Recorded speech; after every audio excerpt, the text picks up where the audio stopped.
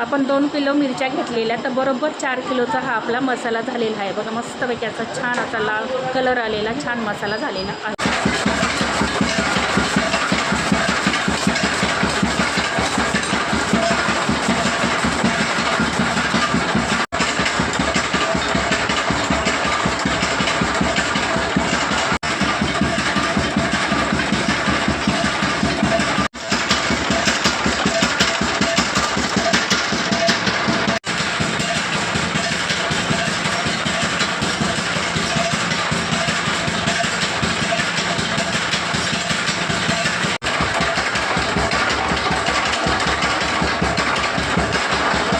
बरोबर आता 10:15 वाजलेले आहे. 9 वाजता मी आलेले.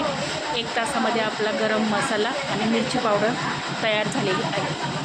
मी बरणी घेतलेली आहे. याच्यामध्ये 2 किलो आपला गरम मसाला बघा कसा छान बसलेला आहे. हा जो हिंगाचा खडा आहे तो मी याच्यामध्ये टाकणार आहे की जेणेकरून आपल्या मसाल्याला जाळी होणार नाही, वर्षभर छान असा राहणार आहे.